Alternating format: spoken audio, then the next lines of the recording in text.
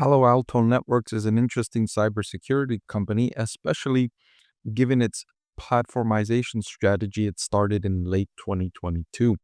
I've been following this company for several years, and it's been one of the more impressive cybersecurity stocks in the market.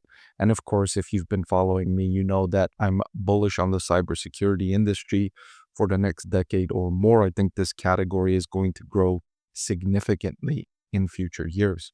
All that being said, is Palo Alto Networks a buy, a hold, or a sell? I'll answer that question in this video, looking at the company's revenue growth, its profit margin, its cash flow, its return on invested capital, and then looking at valuation using my discounted cash flow valuation model and looking at the company's forward price to earnings and price to free cash flow. I'll do all that in this short video, so let's get into it. I want to thank the Motley Fool for sponsoring this video. Visit fool.com/Parkev for the 10 best stocks to buy now. All right, so revenue growth for Palo Alto Networks has been decelerating in recent years. Back in 2015, the company was growing at almost 60% annually. But now, in recent quarters, that has slowed considerably, 14% in the most recent quarter. And I mentioned the platformization strategy that Palo Alto is employing. I wanted to talk a little more about what that is and why the company is employing this strategy. So, that strategy includes Palo Alto Networks trying to take customers from competitors by offering them free services.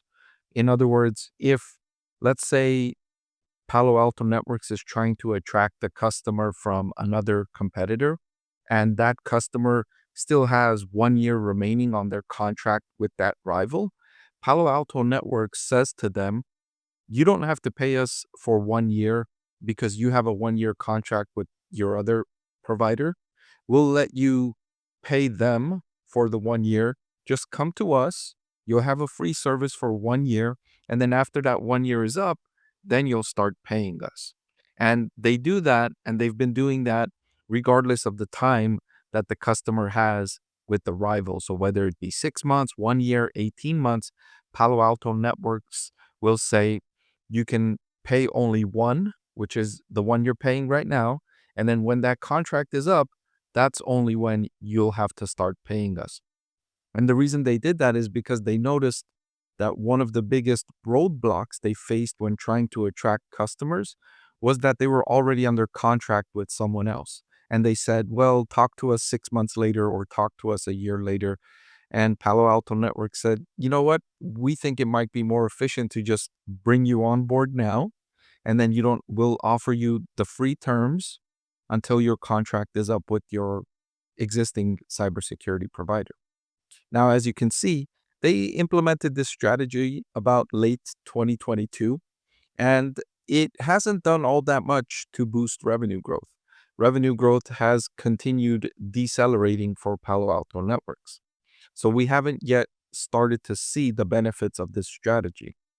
But that's understandable because it will take time, right? If they're, let's say, offering a 1 year free term and they have a new customer, it's not going to show up in the company's revenue growth numbers until those free terms are completed and that customer starts to pay revenue.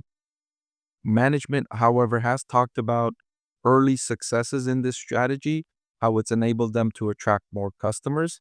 And so it's reasonable to expect Palo Alto Networks to get a boost in revenue growth over these next 24 months as it starts to monetize those free trials it started to bring on board in late 2022 and in 2023 and in 2024. One of the things I've liked about Palo Alto Networks is the company's expanding operating margins, recently at 11% on a trailing 12-month period. That's up from negative 16% in 2015. So they've incorporated the revenue growth to allow the margins to expand, demonstrating economies and scale in the business. And more impressively, that strategy of offering customers free trial, I was concerned it would hurt their margins, but it hasn't hurt the margins up until this point. So they've been able to onboard and offer those free trials to new customers with this strategy without experiencing a decline in operating margins. I always like to see that whether it's, Palo Alto Networks, it's taking a unique approach to customer acquisition. But other companies will try different strategies in customer acquisition, such as lowering prices, increasing advertising, adding new models, whatever it might be. And I'm always following the impacts to the profit margins when companies undertake these customer acquisition strategies. This strategy by Palo Alto Networks has so far been relatively successful because it hasn't hurt the profit margins and it has resulted in many new customers joining the company. Now, the cash flow from operations to sales ratio has been volatile for Palo Alto Networks, but at 36%, it's pretty solid. It's up there among other cybersecurity providers like CrowdStrike, which is around this percentage as well. And CrowdStrike is also experiencing this downtrend in cash flow from operations to sales. So this downtrend might be an industry-wide phenomena as the companies start to reach the limits of their expansions in cash flow from operations to sales, and they start to need to deploy more capital into the business. Similarly, with the returns on invested capital, Palo Alto Networks had done a phenomenal job growing its ROIC up towards 60% before recently experiencing a downturn here to 19.97%. Now, I expect these returns on invested capital to bounce back higher. The recent developments in the company's business having brought down the ROIC. But longer term, the cybersecurity industry is an asset-like business model, doesn't require too much capital invested into the business, and so the returns have very high potential over the long run. So starting to look at valuation, my intrinsic value calculation for Palo Alto Networks brought the stock at an intrinsic value of $155 compared to the current market price of $180. So this is within the range of my margin of safety. Perhaps we can say it's very slightly overvalued according to the discounted cash flow valuation model I have computed. And then measuring the company by the forward price to earnings ratio of 49 and the price to free cash flow of 44, this makes the stock appear to be more fairly valued compared to the discounted cash flow. So I would say the stock is between fairly valued to being slightly overvalued, but it's a really strong business in a really attractive industry. So I'm more inclined to pay a premium price for companies in this industry. And so putting all of the factors together to answer the question, is Palo Alto stock a buy, hold, or a sell?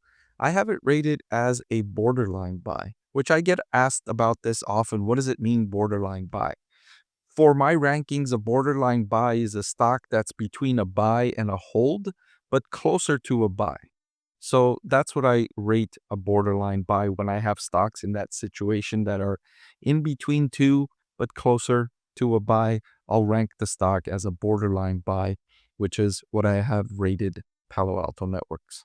Hey everyone, I'm excited to announce that my book is finally available for sale. I've been working on it for more than a year now, so I'm really excited to finally share this with you now. It goes through my framework for evaluating stocks. Some of you often ask why I like this stock or why I like the other stock, and this framework provides you the things that I look at when I'm evaluating stocks. I've added the link in the description below.